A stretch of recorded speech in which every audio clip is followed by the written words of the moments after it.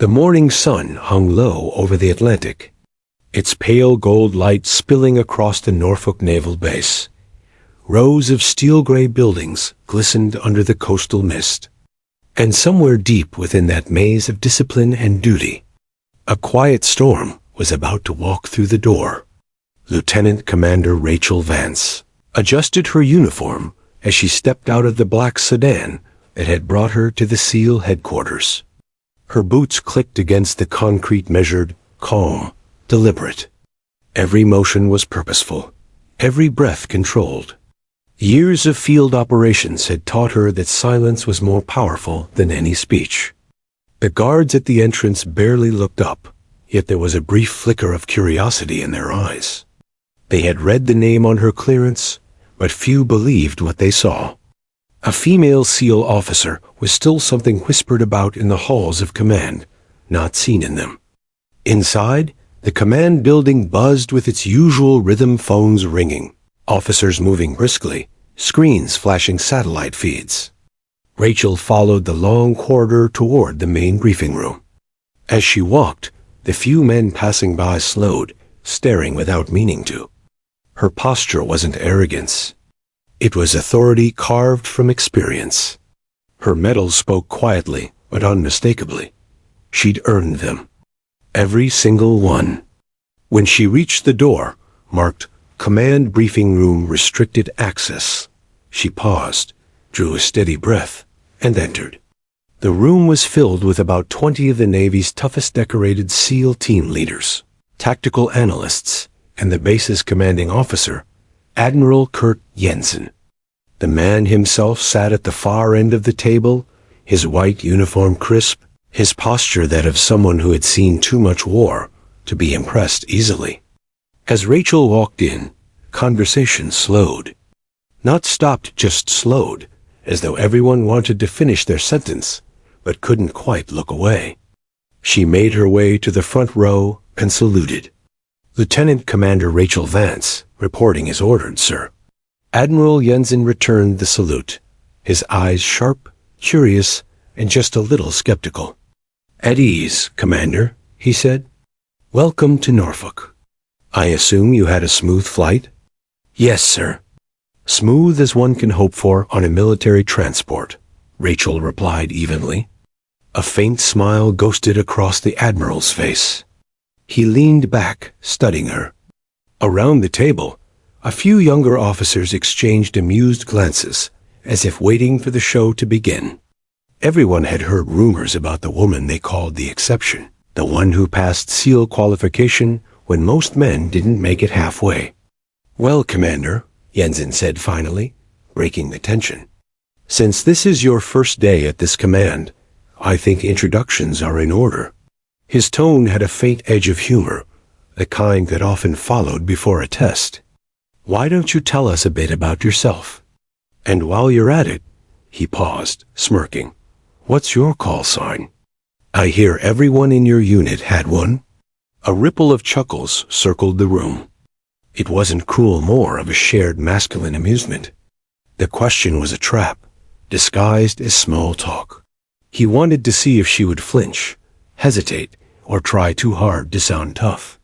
Rachel didn't move. Her expression remained neutral, but her eyes sharpened ever so slightly. She let the silence stretch for a heartbeat too long, enough to make the Admiral's smile fade just a touch. My call sign, she said quietly, is Night Fox. The laughter stopped. The room didn't just quiet down, it froze. Something in her voice carried a weight that no one could define. It wasn't loud or defiant. It was calm, steady, absolute. The kind of calm that only comes from someone who's seen the edge and come back untouched. Admiral Jensen raised an eyebrow, his amusement gone. Night Fox? He repeated. Yes, sir, she said simply. Assigned during Operation Talon Ridge. I was told I'd move better in the dark than most see in daylight. A few men exchanged uncertain looks. Someone coughed softly. The air grew thick. It was the first time many of them realized that the woman standing before them wasn't here because of politics or headlines. She was here because she earned it in blood, silence, and survival. Jensen cleared his throat, sensing the shift. "Well then," he said, sitting forward. "Night Fox it is. Let's get to work." He clicked a remote, and the main screen behind him flickered to life, showing a satellite feed of the Persian Gulf. "We have an upcoming multinational exercise," he began. But as he spoke, his mind wasn't entirely on the map. His focus kept drifting back to the woman sitting perfectly still at the front of the table, hands folded, gaze unwavering. There was something unsettling about her composure, something that didn't fit into the usual rhythm of the room. He'd met hundreds of soldiers, from rookies to war heroes, but very few carried the kind of quiet presence she did. It wasn't pride, it was certainty. The certainty of someone who had already faced everything that could break them. As the briefing continued, Rachel took notes, asked sharp, concise questions, and made no attempt to impress anyone. But her questions cut deep details others overlooked, tactical flaws hidden in the plan. When she spoke, her voice was clear but never loud, commanding attention without demanding it. After the meeting ended, most officers filed out quickly, murmuring under their breath. Jensen stayed behind, pretending to review his papers. He waited until the room was nearly empty before looking up. "You don't talk much, do you, Commander?" he asked casually. Rachel paused near the door, then turned. "Talking rarely improves understanding, sir. Listening does." That made him chuckle a short, genuine laugh this time. "You know, that's the kind of answer that will make half this base think you're impossible to work with." She smiled faintly. "I can live with that, sir." Jensen watched her leave, the echo of her footsteps fading down the hall. For the first time in years, the Admiral felt something unusual curiosity. He didn't believe in legends, but he'd heard stories about a mission in Afghanistan years ago. A mission so classified that even its name was buried. The only surviving record was a code name attached to the field report. Night Fox, he had joked earlier, trying to break the tension. But now, as the door closed and silence reclaimed the room, the joke didn't feel funny anymore. Outside, Rachel walked across the tarmac toward the barracks. A cold wind swept in from the bay, carrying the smell of salt and steel. She glanced up at the horizon, where the sun dipped behind the ocean's edge. It was beautiful in a lonely kind of way. In the fading light, she thought of all the times she'd stood like this before different countries, different missions, same quiet. She didn't seek approval or camaraderie. She had learned long ago that belonging wasn't given. It was built, brick by silent brick. Behind her, the base's lights flickered on one by one, casting long shadows across the asphalt. Somewhere in those shadows, whispers were already beginning. By tomorrow morning, a name Night Fox would circle the base, wrapped in rumor, awe, and unease. But Rachel didn't care. Legends didn't need introductions. She straightened her collar, squared her shoulders, and walked on. The night was just beginning. By the time the sun had fully risen over Norfolk Naval Base, whispers of Night Fox had begun to ripple through every corridor, every training hall, every mess deck. What had started as a simple introduction in a briefing room had ignited something unusual among the men and women of the SEAL Command, curiosity laced with unease. It wasn't just that Rachel Vance was a woman among a room full of hardened operators. It was how she carried herself. There was a precision in her movements that betrayed years of rigorous field experience, and an unspoken authority in her silence that made seasoned officers hesitate mid-sentence. By mid-morning, the rumor mill had begun its inevitable work. "Night Fox," muttered a young petty officer as he leaned on the railing of the obstacle course, watching her glide through the morning drills. His companion scoffed. "That's just a call sign, right? Probably something she picked herself." But he didn't sound convinced. Stories had already started circulating, each more fantastic than the last. Some whispered she had rescued an entire platoon stranded in Afghanistan during a Taliban ambush, guiding them through mountains at night with nothing but starlight and instinct. Others claimed she had led a Black Ops mission so secret that the Pentagon itself refused to acknowledge it. The truth, as always, was somewhere in between. Rachel, for her part, didn't care. She moved with the calm certainty of someone whose life had been forged in adversity. While others chattered and speculated, she completed her drills with near-perfect efficiency. Her eyes scanned the course, noting weaknesses in others' form, calculating trajectories, adjusting timing, and maintaining a mental map of every obstacle. Every action was deliberate. Every movement counted. It didn't take long for officers to notice. She wasn't just good, she was different. By noon, her legend had reached the ears of Lieutenant Sam Carter, a veteran SEAL known for his cynicism and sarcasm. "You seen her run the obstacle course this morning?" he asked another officer over lunch in the mess hall. "Like she's not even breathing. It's unnerving." "Yeah," replied his friend. "And did you hear her call sign?" "Night Fox. Sounds like something out of a spy movie." Carter smirked. "I laughed when the Admiral asked her. But that name? There's weight behind it, I swear. You can feel it when she walks into a room. Like you're standing in someone else's shadow, and she doesn't even notice you." By mid-afternoon, almost everyone had a version of the story. Some added Flourish's shadowy rescues, enemy patrols evaded without a sound, missions where she had operated alone for days with no supplies. None of it could be confirmed, but that didn't matter. In the SEAL community, reputation was currency, and Night Fox was quickly becoming invaluable. For Rachel, the whispers were background noise. She had trained for this her entire life, to be evaluated not by gossip or expectations, but by outcomes. Her eyes were set on the next task, the next tactical exercise, the next briefing.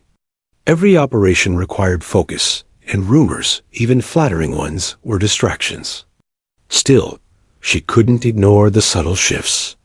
The seasoned men who had once smirked now avoided jokes at her expense. The young recruits watched her with wide eyes, taking notes not in writing, but in observation, learning from the way she carried herself, learning from her decisions in silence. Even the Admiral's officers, who were usually immune to awe, felt it. And then came the first real test. The training exercise that afternoon was meant to be routine, a simulated hostage rescue mission in the urban training zone. It involved a series of challenges: coordination with a small team, strategic use of limited equipment, and quick decision-making under pressure. Most assumed Rachel would perform adequately. After all, she was highly trained. But what happened during that exercise began to cement her legend. From the moment the simulated hostage scenario began, Rachel operated like a shadow. She analyzed patrol patterns instantly, adjusting her team's movements to avoid detection. She communicated with hand signals so subtle they could have been mistaken for casual gestures. Every decision she made seemed premeditated, yet fluid, as if she could see several steps ahead of the unfolding chaos. One by one, her team cleared rooms, neutralized threats, and reached the designated hostage location. And then, with the precision of a conductor guiding an orchestra, Rachel orchestrated the extraction. Not a single team member was injured in the simulation. The operation concluded flawlessly, faster, cleaner, and more efficiently than anyone expected. Afterward, as the debrief unfolded, officers tried to analyze her methods, but her tactical improvisations didn't fit any textbook. They were intuitive, almost instinctive. Carter shook his head. "She doesn't just train differently," he muttered. "She thinks differently, and it's terrifyingly effective." By evening, her name was everywhere on the base. In the barracks, in the mess hall, over secure channels, where officers discussed mission outcomes in hushed tones. Night Fox. The name had evolved from a mere call sign into a symbol of precision, courage, and untouchable expertise. For Rachel, none of it mattered. She cleaned her equipment, reviewed mission notes, and prepared for the next day. Yet even in her solitude, she felt the weight of reputation settling on her shoulders. Being Night Fox wasn't just a matter of skill, it was a mantle. She had earned it, yes, but now she had to live up to it. That night, as the base quieted and the hum of distant machinery filled the corridors, Rachel stood at the edge of the tarmac, looking out toward the ocean. The wind whipped around her, carrying the scent of salt, steel, and distant storms. Somewhere far away, enemies plotted, unaware that a shadow named Night Fox existed, waiting, watching, preparing. The base might have been small, the day seemingly routine, but the legend was only beginning. By the next week, Night Fox wouldn't just be a story whispered among recruits. She would be a standard of fear and respect, a symbol of excellence that even the most hardened SEALs could not ignore. And for those who had doubted, for those who had laughed at the call sign joke in the briefing room, one thing was becoming terrifyingly clear. This wasn't a joke. Night Fox had arrived. The mountains of the Hindu Kush were unforgiving, even for the most seasoned operators. Jagged peaks tore at the sky like broken teeth, shadows stretching endlessly over valleys that hid danger in every crevice. It was here, in the dead of night, that Lieutenant Commander Rachel Vance had earned her call sign Night Fox. The memory of that mission had never left her, and neither had the weight it carried. The operation had begun with a simple directive from command. A SEAL reconnaissance team had gone missing while tracking a high-value target in a Taliban stronghold. Their transmissions had stopped abruptly, and attempts to re-establish contact failed. Rachel, then a lieutenant, was assigned to lead a rescue team into the remote valley, a mission so treacherous, even the most experienced operators hesitated. From the moment she and her small team descended into the mountain pass, the environment demanded absolute precision. Darkness was not merely a cloak, but a living, breathing adversary. One misstep could trigger a landslide, alert the enemy, or leave the team stranded in freezing temperatures with no way to communicate with command. Rachel moved like a shadow, her movements deliberate and silent. Every footfall, every hand placement, every calculated breath kept her team alive. The young men under her command followed her instinctively, trusting not her words, but her presence. There was a rhythm to her leadership, quiet cadence that told them when to move, when to pause, and when to strike. Hours into the mission, they encountered their first obstacle, an enemy patrol moving along a ridge overlooking the valley. Rachel assessed the situation in seconds. Using infrared scopes and listening devices, she calculated the patrol's pattern. Then, without a single sound, she led her team along a narrow ledge, keeping them invisible against the blackened rock. The patrol never noticed, the night never flinched, and the mission continued. But it wasn't just the terrain or enemy patrols that tested her. One of her team members twisted an ankle on loose gravel, a sharp yelp threatening to betray their presence. Rachel reacted instantly. She signaled for silence, supported the man, and adjusted the route, guiding the team along a less treacherous path. No one spoke. No one faltered. The trust in her command was total. By the time they reached the coordinates of the missing SEAL team, Rachel's small unit had endured exhaustion, freezing winds, and near constant danger. What they found was worse than anticipated. The original team had been ambushed. 2 operators were wounded, and the remaining members were pinned down under heavy fire. Communication lines were cut, and extraction seemed impossible. Rachel's mind raced, but she didn't panic. Panic was a luxury she had abandoned years ago. Instead, she assessed every angle, calculating risk and timing with the precision of a chess master anticipating moves 3 steps ahead. She issued orders in short, precise bursts. 2 men would flank from the left, 2 from the right, and she would provide cover from the shadows. The operation unfolded in silence. They moved with the night, blending into it, using terrain to their advantage. When engagement became unavoidable, Rachel's team struck quickly, neutralizing threats before alarms could sound. Her eyes were constantly scanning, her ears tuned to the faintest whisper of movement. The wounded were secured, and the remaining SEALs were guided to safety with no further casualties.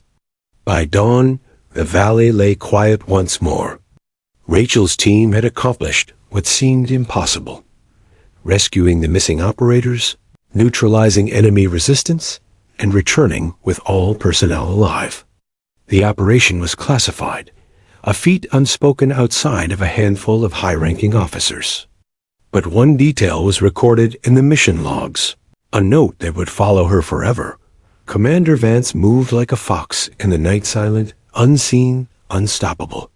From that day forward, her call sign became permanent. Night Fox. It was a name that captured not her pride, but her method, her ability to move where others could not, to act when others hesitated, and to lead where others feared. It was a name earned in fire, in shadow, in the most unforgiving terrain imaginable. Even years later, Rachel recalled every moment with clarity. The crunch of gravel underfoot, the icy wind biting at her face, the adrenaline-fueled focus that kept her team alive, it all lingered in her memory. She rarely spoke of it, not because of modesty, but because the mission wasn't about her. It was about the men she led, the lives she saved, and the countless risks no one would ever acknowledge. When she arrived at Norfolk, and the Admiral asked her call sign as a joke, she responded with the truth. Night Fox. Those 2 words carried the weight of every mountain she had climbed, every gunfire-laden night she had survived, every life she had pulled from the brink. And the room fell silent, because, for those who understood even a fraction of what she had done, the name alone demanded respect. Back at the base, the rumor of Night Fox began to grow, not just as a name, but as a legend. Men who had once scoffed now whispered her feats during quiet moments in the barracks.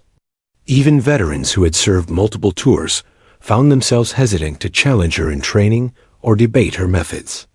She had earned something few ever do in the military: an aura of inevitability, a presence that spoke louder than authority or rank. But Rachel never sought recognition.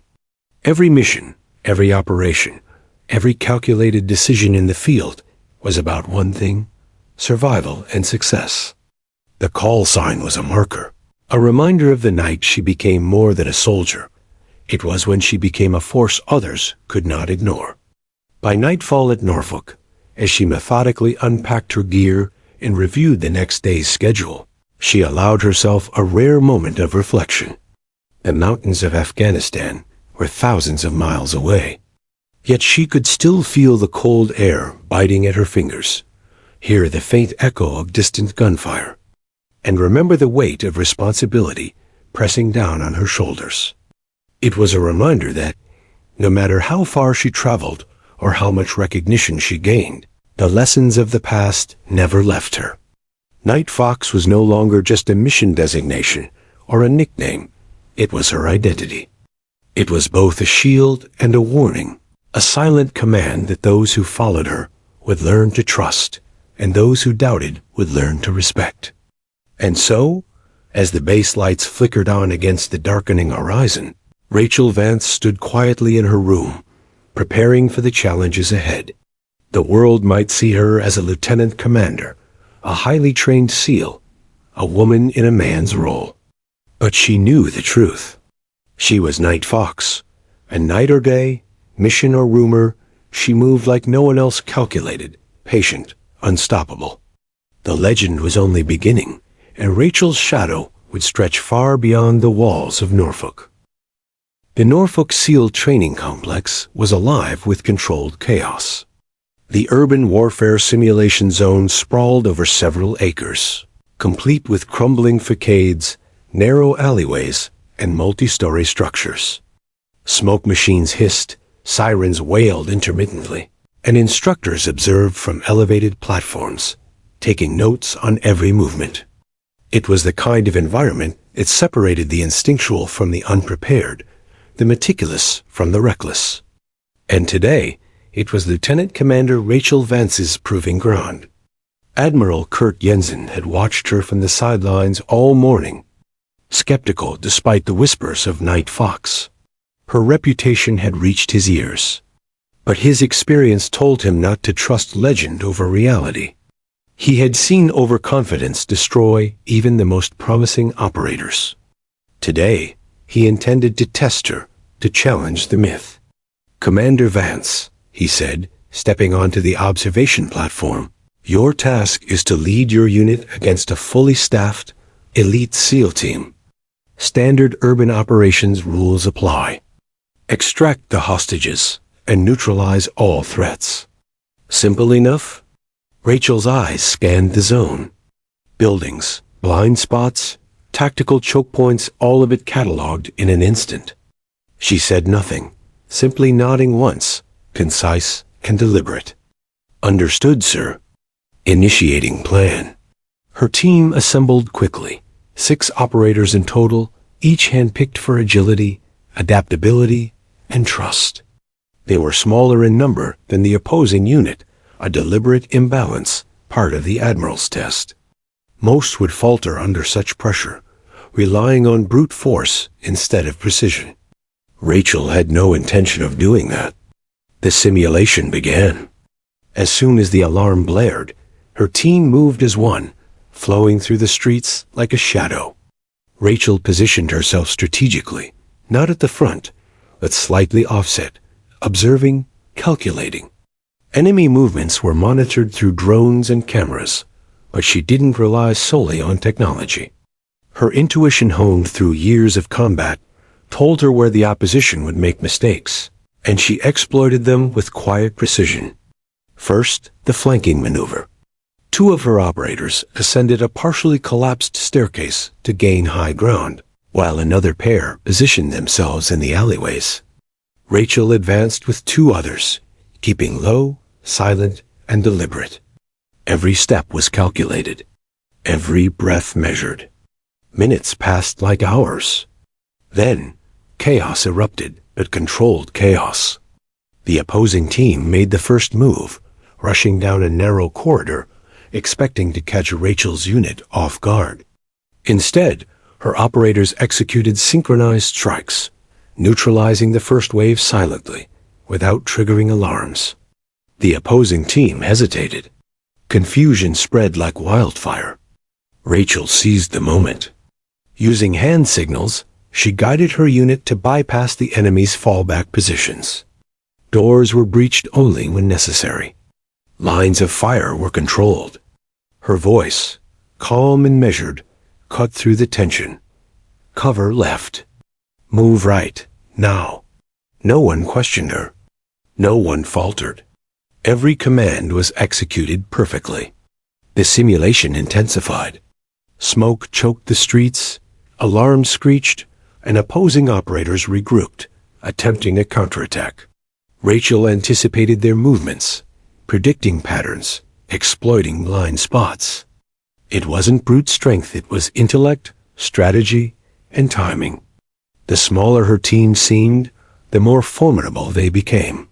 At one point, a young operator froze under pressure, unsure how to proceed through a narrow passageway while maintaining cover. Rachel appeared at his side in seconds, silent, almost ghost-like. She tapped his shoulder lightly and signaled the correct path. Her presence alone reassured him. Trust in her wasn't earned by words. It was proven by action. 30 minutes into the exercise, the simulation reached its climax. The hostages were secured in a high-rise building, heavily defended. Conventional tactics would have called for a frontal assault, an approach that could have resulted in heavy casualties in real combat. Rachel, however, chose a different path. Using her team's agility and stealth, she devised an indirect route through an adjacent building, navigating ventilation shafts, shadows, and abandoned corridors. Every step minimized risk and maximized efficiency. By the time she reached the hostages, the opposing team was scattered, demoralized, and unable to mount a coherent defense. Rachel's operators extracted the hostages flawlessly. She monitored every exit, every approach, ensuring no one was left behind. When the simulation finally ended, the result was unmistakable. Her team had succeeded, without a single casualty, and with an efficiency that left instructors speechless. The Admiral descended to the field, his eyes scanning the aftermath. Equipment lay in perfect order. Operators returned to formation, and the enemy team sat in stunned silence, trying to comprehend how a smaller, less equipped unit had dominated the exercise. Jensen approached Rachel, who remained calm, composed, and unreadable. "Commander," he said, voice measured, "you've just done what I didn't believe possible. Your team." He paused, struggling to find words. "Your unit has outperformed one of our elite teams, and you've done so flawlessly." Rachel simply nodded. "We followed the plan, sir, and adapted where necessary." Her voice was calm, almost clinical, but carried an undeniable authority. The room was quiet. For the first time, laughter or casual chatter in the SEAL community didn't exist. The myth of Night Fox had been tested and proven. Later, in the debriefing room, operators analyzed the exercise footage. Her improvisations, split-second decisions, and unconventional tactics were highlighted repeatedly. Analysts tried to categorize her methods, but they defied standard protocols. Every instructor in the room agreed, silently, that what they had witnessed was beyond textbook. Carter, the veteran SEAL who had been skeptical weeks earlier, shook his head. "I don't know how she does it," he muttered. "It's like she's reading the future." Even the younger recruits were left in awe. They had heard rumors and seen her perform drills, but seeing her operate under extreme pressure against experienced operators solidified her status. Night Fox was no longer a nickname. It was a standard, a benchmark, a shadow that would follow them all in training and in the field. By the end of the day, Rachel's performance became the talk of the base. Not in casual conversation, but in quiet recognition, by those who understood the meaning of precision, leadership, and instinct. Legends she had learned long ago were not announced. They were proven. As night fell over Norfolk, Rachel returned to her quarters, methodical as ever. She cleaned her equipment, reviewed mission notes, and prepared mentally for the next exercise. She didn't celebrate or bask in praise. That wasn't her style. For her, Night Fox was about execution, not recognition. And yet, she knew the shift had begun. The men who had doubted her, the officers who had questioned her ability, were now watching closely. Respect, they realized, wasn't demanded. It was commanded through skill, through courage, through an unshakable presence. Rachel Vance had arrived at Norfolk not just as a SEAL, but as a force to be reckoned with. The legend of Night Fox was growing, and the entire base could feel it. Some whispered the name in awe, some in disbelief. But everyone in that moment understood one truth: she was no ordinary operator. And the real challenges, the true missions that demanded every ounce of intellect, courage, and instinct, were still ahead. The shadow of Night Fox stretched over Norfolk, silent, unyielding, and unstoppable. And somewhere, in the back of every officer's mind, one question remained: could anyone ever match her? The days at Norfolk Naval Base followed a rhythm of discipline, precision, and relentless training, but beneath the structured chaos, something subtle had shifted. Rachel Vance, now widely acknowledged as Night Fox, moved through the corridors with the quiet authority of someone who had earned every ounce of respect. The skeptical smirks and whispered doubts of her first week had dissipated, replaced by cautious admiration, and in some cases, genuine loyalty. Training sessions had grown more intense. Rachel's approach to leadership was unorthodox, yet profoundly effective. She drilled her unit with methods borrowed from every theater of her past deployments: stealth maneuvers through urban environments, rapid response strategies for hostage extraction, and exercises designed to test both body and mind under extreme pressure. Her instructions were succinct, often delivered with a nod or a single gesture, but the precision with which her team executed them spoke volumes. Every man and woman learned quickly that questioning her methods mid-mission was not merely unwise, it was impossible. Her ability to inspire went beyond tactics. She cultivated trust not through speeches or charisma, but through an unshakable presence. Operators who had once doubted her found themselves instinctively following her lead, mirroring her movements, anticipating her commands, and absorbing her rhythm. Younger recruits watched her with wide eyes, scribbling notes in mental logs rather than physical ones, hoping to internalize even a fraction of what she embodied. Yet beneath the calm exterior, Rachel carried a personal burden, a shadow she rarely let anyone glimpse. Her brother, Lieutenant Alex Vance, had been a SEAL like her. They had trained together, fought together, and relied on each other in life-and-death situations. But Alex had never returned from a covert operation in the Middle East.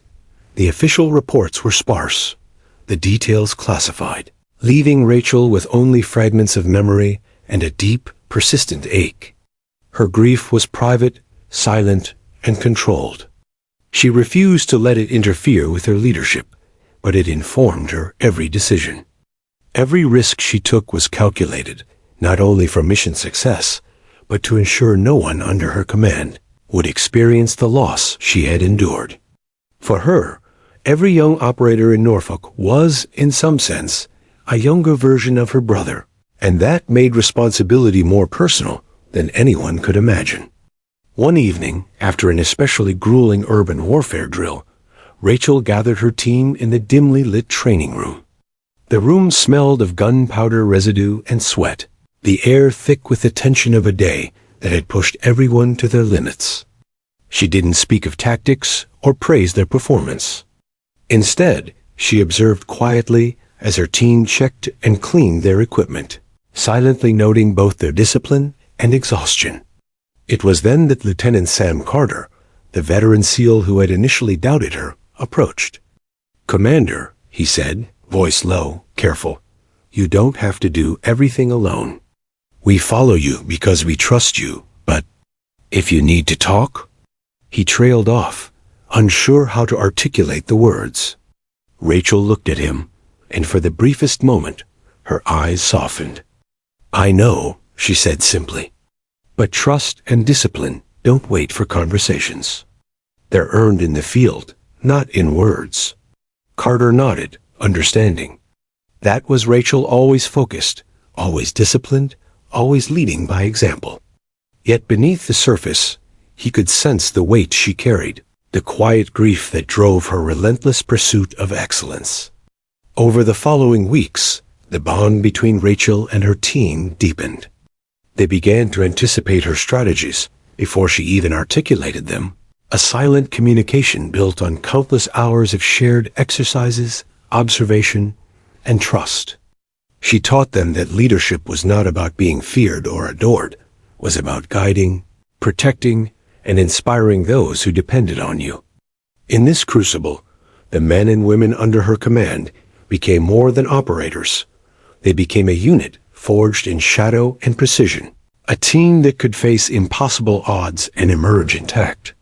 Yet even as she built camaraderie and loyalty, Rachel never forgot the personal cost of her choices.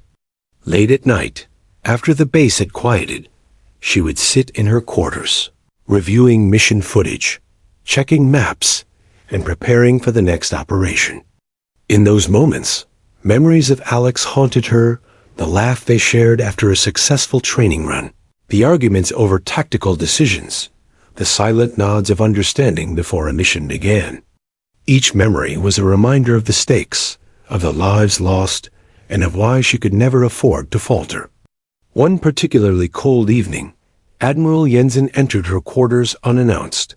He had been observing her team's progress, noting their cohesion, precision, and the unspoken loyalty they showed her. "Commander Vance," he said, voice low, "I've seen many operators over the years. Few inspire the kind of trust and respect you've cultivated. But I know there's more driving you than just duty." Rachel met his gaze, steady and unflinching. "Yes, sir," she said quietly. "Every mission, every decision, I think of those who didn't return. I carry their memory with me." Jensen nodded slowly, understanding for the first time the depth of her drive. "Your brother," he said softly, not as a question, but as an acknowledgement. "He'd be proud of what you're building here." She gave a faint nod, a silent acknowledgement of both grief and resolve. In that brief exchange, the Admiral recognized what her team already knew. Rachel's leadership was forged not only in skill, but in loss, in resilience, and in an unwavering sense of responsibility that went far beyond rank or accolades. Days later, during a live-fire night exercise, the fruits of this bond became evident. Her team moved with a synchronicity that seemed impossible, covering each other with instinctual precision. Operators flowed through the shadows, like extensions of her own awareness. Every maneuver was executed flawlessly, and every potential mistake was corrected before it occurred. Rachel's presence was the invisible thread weaving them together. By the end of the exercise, there was no doubt among the observers. This was a unit transformed. Where doubt had once lingered, there was now confidence. Where skepticism had thrived, there was now respect. Rachel Vance, Night Fox, had done more than prove her tactical brilliance. She had reshaped the culture of her command, forging loyalty through trust, discipline, and quiet authority. And yet, even in the success, she remained vigilant. She understood that leadership was never static, that every day brought new challenges, new threats, and new lessons. She would continue to train, to guide, and to protect, not for recognition, not for legend, but because she owed it to those who could not protect themselves. In the quiet moments, as she stood on the edge of the tarmac, watching the night descend over Norfolk, she thought of her brother. His absence was a weight she carried silently, a reminder of the cost of service and the fragility of life. Every action, every decision, every risk she took was a tribute to those who could not return. The men and women who followed her now understood something deeper than tactics or strategy.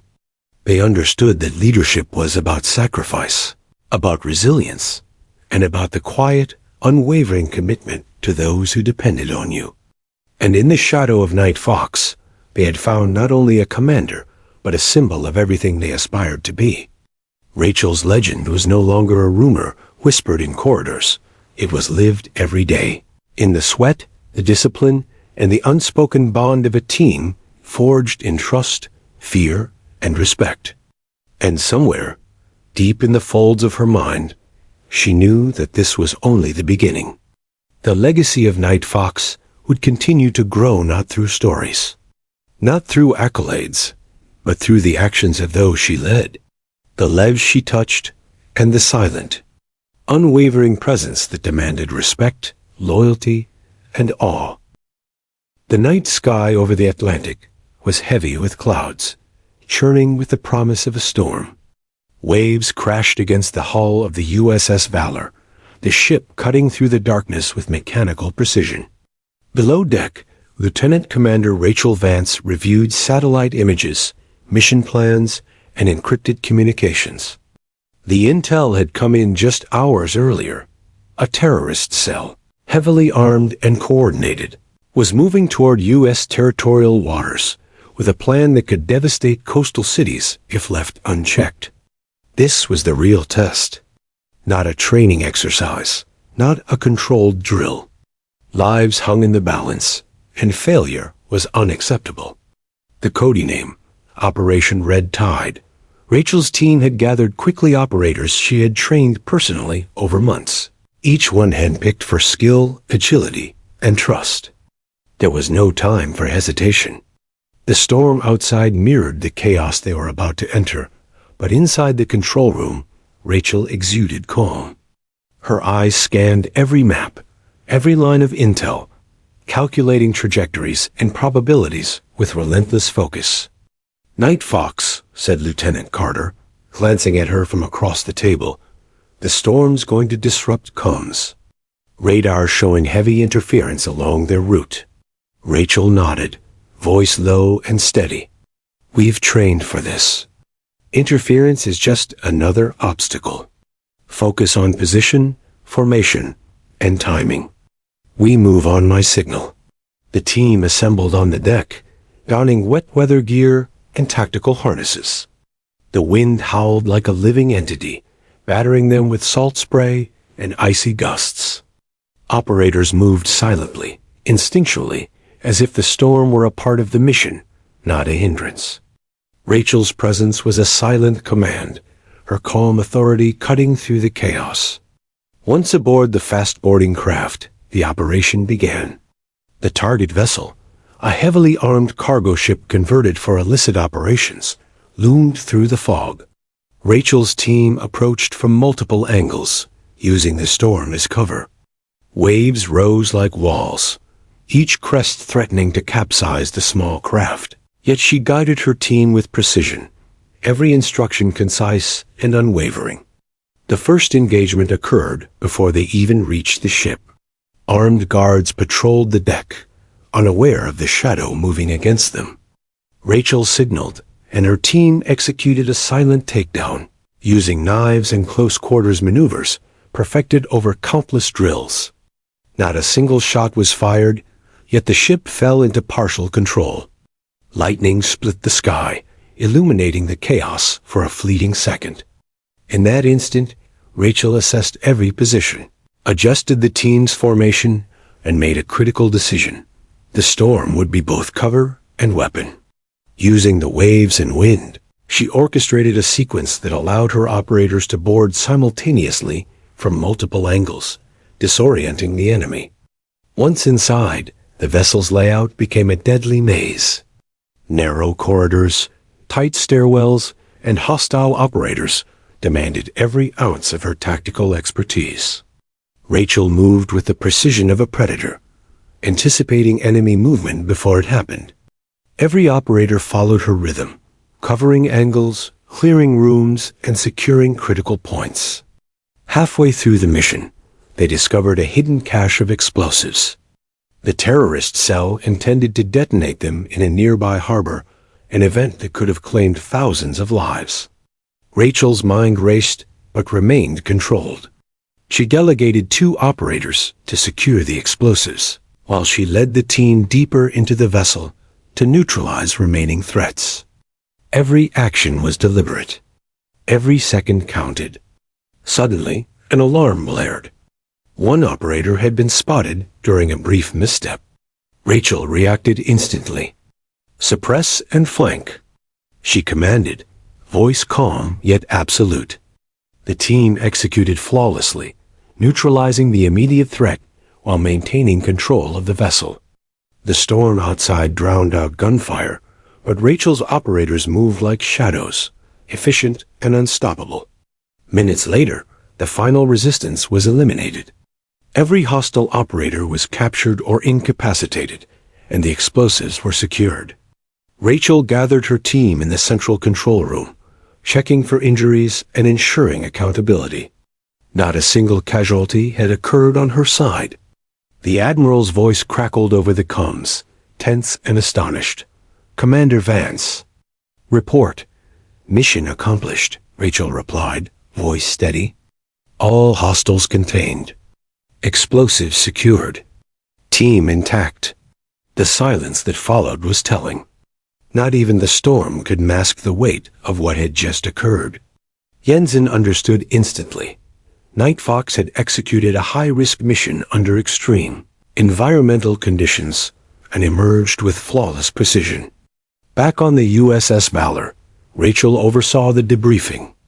Every detail of the operation was analyzed, every maneuver scrutinized.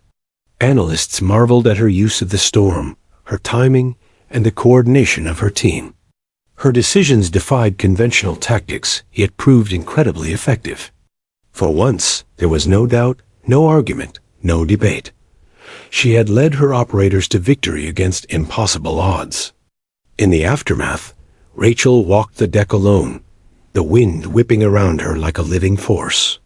She didn't feel exhilarated or triumphant. Her focus was already on the next mission, the next challenge, the next life she might have to protect.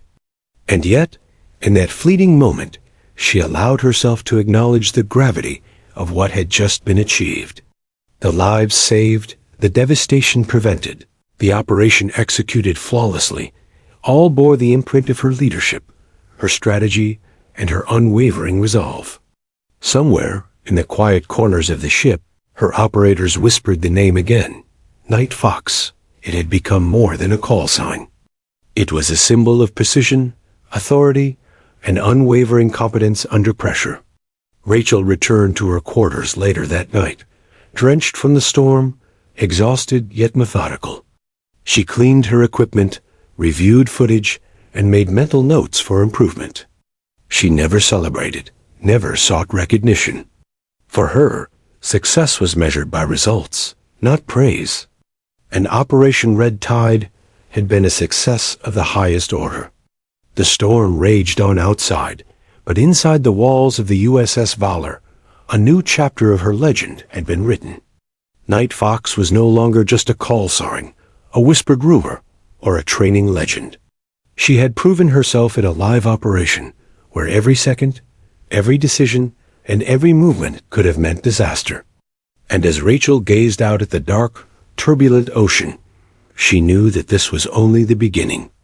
The legend of Night Fox would continue to grow not through rumor or speculation, but through action, precision, and the silent command she wielded over those who followed her into the shadows.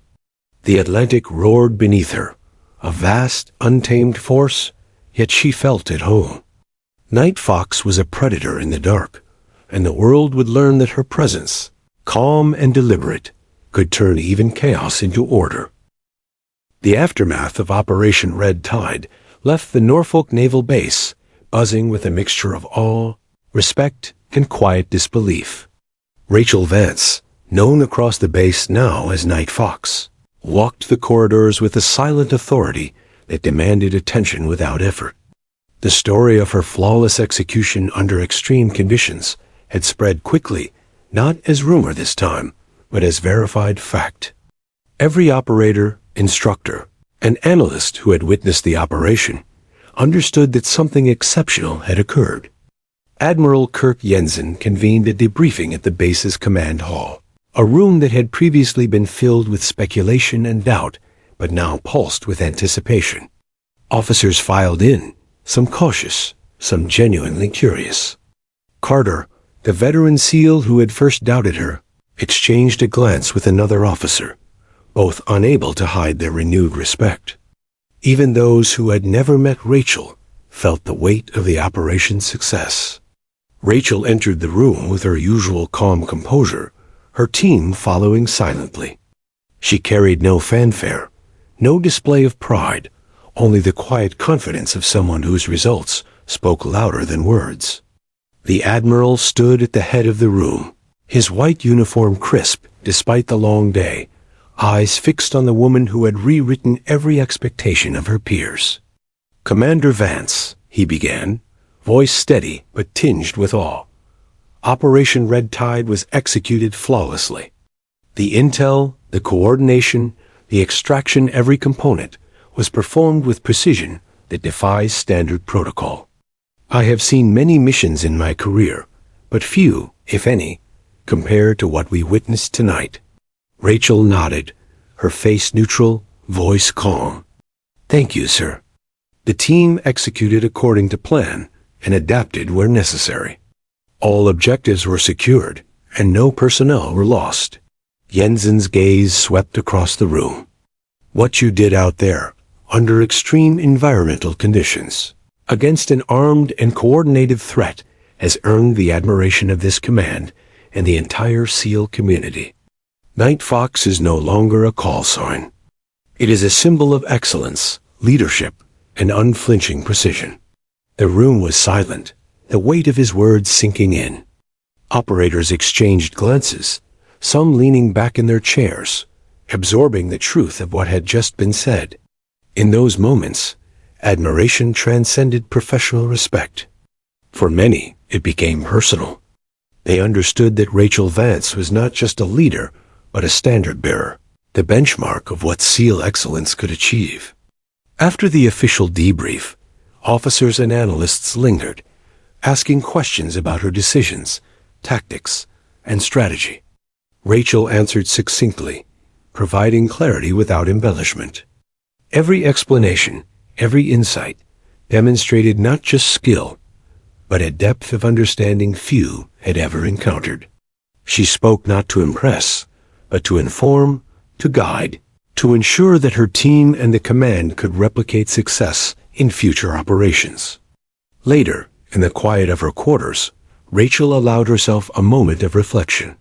The adrenaline from the mission had faded, replaced by a profound awareness of the responsibility she carried.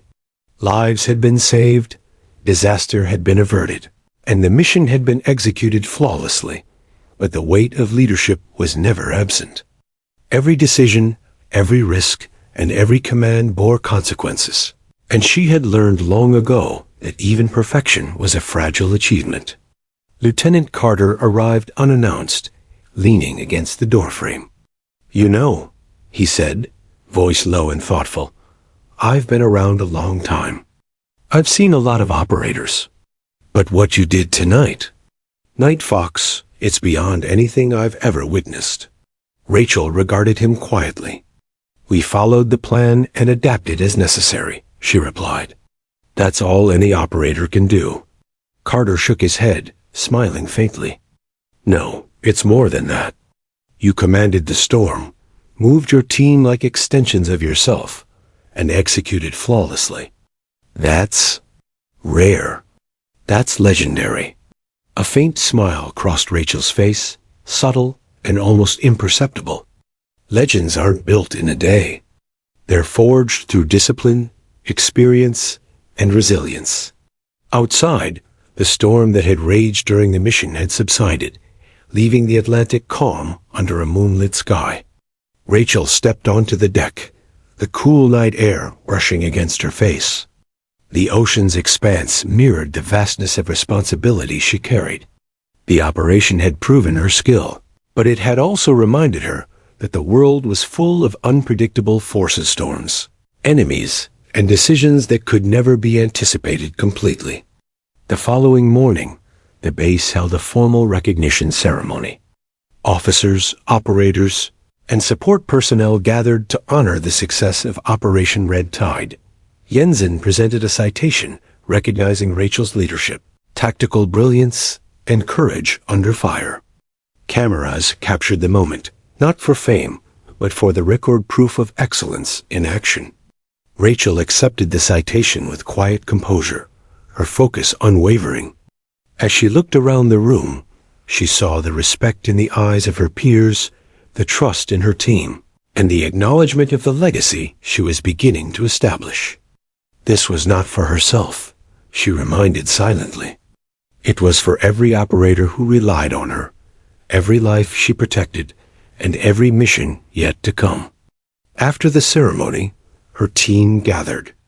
There were no speeches, no grand gestures, just quiet acknowledgement, nods of respect, and shared understanding. In their eyes, she was not just Night Fox. She was a guide, a protector, and an embodiment of what it meant to lead with skill and integrity. Later that evening, Rachel walked alone along the tarmac, watching the lights of Norfolk flicker against the night sky. The recognition was gratifying, but fleeting. She knew that every accolade, every acknowledgement, was only a reminder of the work ahead. There would be more missions, more threats, more challenges that required focus, discipline, and unwavering precision. As she stood there, the wind carrying the faint scent of salt and steel, she allowed herself a rare moment of introspection. The memory of her brother, Lieutenant Alex Vance, surfaced once again, a reminder of why she carried herself with such resolve. His absence, the loss she had endured, and the experiences that had forged her into Night Fox were never far from her mind. They were part of her story, part of her strength, and part of the legacy she was building. The base had witnessed a legend in action. The SEAL community had recognized her skill. And yet, for Rachel Vance, Night Fox, the mission was never complete. Leadership, excellence, and vigilance were ongoing commitments, lifelong endeavors that demanded resilience, focus, and the courage to face the unknown. And somewhere, deep in the shadows of the command halls and training facilities, the whispers of Night Fox persisted. They spoke of precision, fearlessness, and the operator who could move like a shadow, command with authority, and execute with flawless skill. But those whispers, for Rachel, were secondary. Her focus remained on preparation, on strategy, and on ensuring that every team she led could survive, adapt, and succeed in the face of any challenge. Night Fox had proven herself not by rumor or legend, but by action. And the world, and everyone who had the privilege to witness her command, understood one thing clearly: she was unstoppable. The sun rose slowly over Norfolk Naval Base, casting long shadows across the tarmac and reflecting in the glassy surface of the harbor. Lieutenant Commander Rachel Vance stood at the edge of the dock, her uniform immaculate, her eyes scanning the horizon as though searching for threats invisible to others. Operation Red Tide was complete. Her team's performance had been flawless, and the base had formally recognized her achievements. Yet Rachel knew that leadership was never static. Every day brought new challenges, new missions, and new tests of skill and resolve. The past few weeks had transformed her in subtle but profound ways. The whispers of Night Fox had grown into recognition, admiration, and in some cases, quiet awe. But Rachel's growth was measured not in accolades, but in the strength and cohesion of her team. Each operator under her command had absorbed her discipline, her tactics, and her unflinching focus. They were no longer just a unit. They were a force capable of executing complex operations under any condition, inspired by a commander who had proven herself repeatedly. Her thoughts briefly drifted to her brother, Lieutenant Alex Vance. He had never survived the last mission he undertook, but in some ways, his presence lingered in every decision she made. The principles they had shared, precision, courage, and loyalty, guided her still. She had taken those lessons, fused them with years of experience, and shaped a leadership style that was both formidable and humane. That morning, she convened her team for a routine exercise, but this time, there was a subtle shift in energy. The operators moved with silent anticipation, following her instructions not out of fear or obligation, but out of trust and respect. They knew that their lives depended on one another, and that Rachel's guidance was the linchpin of their survival. Every hand signal, every nod, every calculated maneuver reinforced the bond that had been forged through months of rigorous training and life-threatening operations. The exercise began. Rachel's mind worked like a living map, tracking each operator's position, monitoring the simulated threats, and adapting in real time to dynamic challenges. The storm they had faced during Red Tide had prepared them for uncertainty. But Rachel had also prepared them mentally, teaching them to anticipate the unexpected, to remain calm under pressure, and to act decisively. The team executed flawlessly, moving as if each member were an extension of her own instincts. After the exercise, Rachel gathered her operators. Every decision you make in the field is a reflection of training, focus, and trust, she said, voice steady. You must trust each other, and you must trust yourself. That is how you survive. That is how we succeed. Her gaze lingered on each member of her team, ensuring the weight of her words sank in. She did not offer praise, for their performance was expected. It was their standard. Later that day, she met with Admiral Jensen privately. The Admiral had always been a steady presence, observing, evaluating, and challenging her.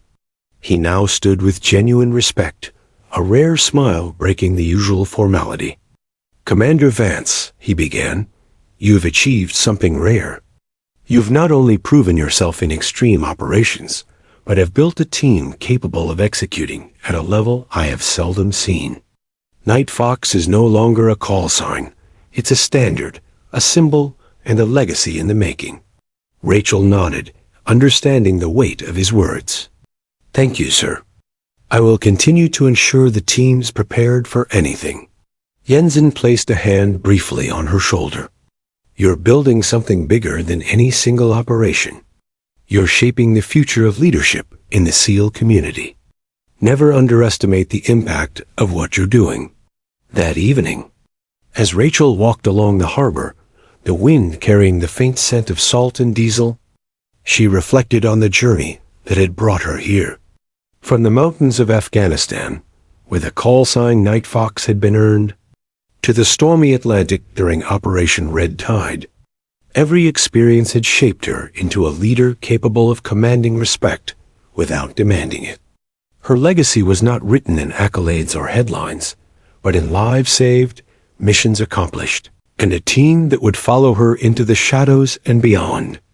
Her operators began to arrive for evening training, and she observed silently, allowing them to take initiative while remaining vigilant.